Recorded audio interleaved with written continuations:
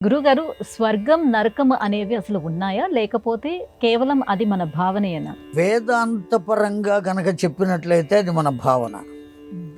దృశ్యపరంగా గనక చెప్పినట్లయితే స్వర్గము ఉన్నది, నరకము ఉన్నది.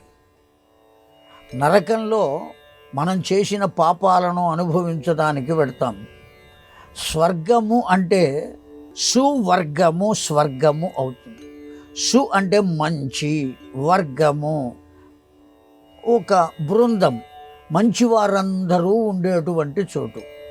కనుక ఇప్పుడు వేదాంతపరంగా కనుక మనం చెప్పుకున్నట్లయితే ఏది స్వర్గం? ఎక్కడెక్కడ మంచివారు ఉన్నారో, ఎక్కడెక్కడ సనాతనమైనటువంటి ధర్మజ్ఞులు ఉన్నారో, ఎక్కడెక్కడ వైదికమైనటువంటి ధర్మం తెలిసిన వారు ఉన్నారో అదంతా స్వర్గమే. ఎక్కడెక్కడ దురాలోచన కలిగిన వాళ్ళు ఉన్నారో, ఎక్కడెక్కడ దుష్కృత్యాలు చేసేవాళ్ళు ఉన్నారో అదంతా నరకమే. కనుక నరకానికి వెళ్ళాడు అంటే అర్థం ఎవరెవరు దుష్కర్మలు చేస్తున్నారో వాళ్ళ వద్దకు చేరాడు అని అర్థం.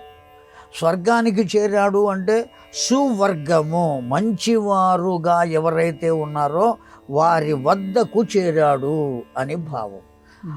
వాళ్ళ వద్దకు కనుక చేరితే అన్నీ మంచి భావాలే ఉంటాయి.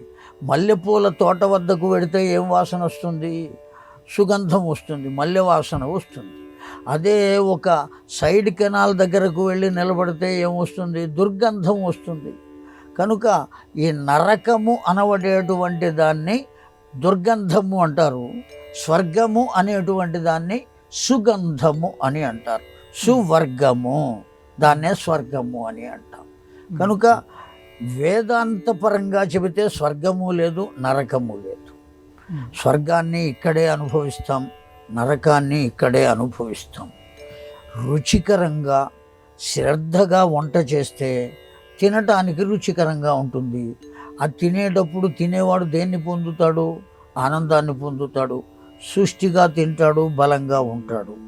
కనుక ఒక సత్కర్మ చేయటం వల్ల, ఓ యజ్ఞయాగాది క్రతువులు చేశాడు, ఆ క్రతువు వల్ల నేను ఈ పని చేయగలిగాను అనేటువంటి మానసిక తృప్తి కలుగుతుంది.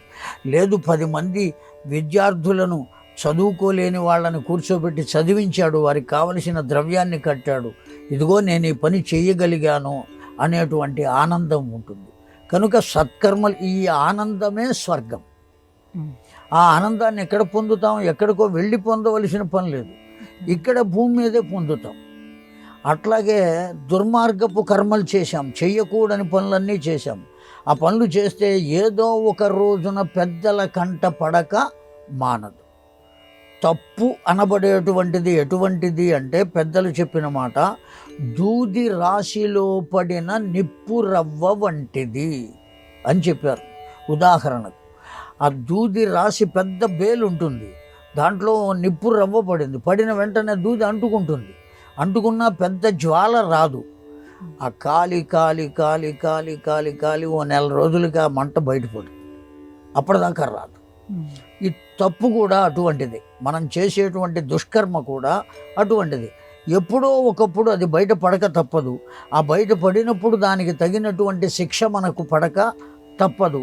ఆ శిక్ష పడినప్పుడు మనం ఎక్కడ కూర్చుంటాం? లోపల వెళ్ళి కూర్చుంటాం. ఆ లోపల సువ్వలు లెక్క పెడుతూ ఉంటాం, వాళ్ళు ఎప్పుడు పెడితే అప్పుడు తింటూ ఉంటాం. ఇదంతా దుఃఖభూయిష్టమైనది. కనుక నరకం ఎక్కడ ఉన్నది? ఇక్కడే ఉన్నది. వేదాంతపరంగా చెప్పవలసింది. సామాన్యమైనటువంటి మానవునకు ఆ ఆలోచన కలగాలి అంటే వేదాంతపరంగా చెబితే కలగదు. ఆయన స్వర్గం అనేది ఉన్నది, ఆ స్వర్గంలో అమృతాన్ని పోస్తారు, ఆ అమృతాన్ని తాగితే మనకు యవ్వనం వస్తుంది, అక్కడ రంభ, ఊర్వశి, మేనక, తిలోత్తమ ఉంటారు, వాళ్ళు నాట్యం చేస్తూ ఉంటారు, కనీసం వాళ్ళని చూడడానికైనా వెళ్ళొచ్చు కదా అని వీడు సత్కర్మలు చేస్తాడు. నరకంలో ఈ కష్టం ఉంటుంది, యమధర్మరాజు ఉంటాడు. ఇవన్నీ చెబితే ఆ విధమైనటువంటి ఆలోచన వచ్చి వాడు భయపడతాడు, ఆ దుష్కర్మ చేయడానికి వెనుక అడుగు వేస్తాడు.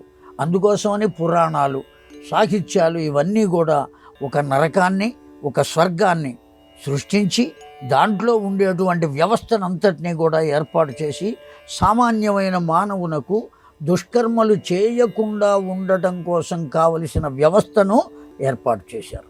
వాళ్ళ కొరకు అయితే స్వర్గం నరకం ఉన్నాయి, వేదాంత పరంగా అయితే అవి ఇక్కడే ఉన్నాయి.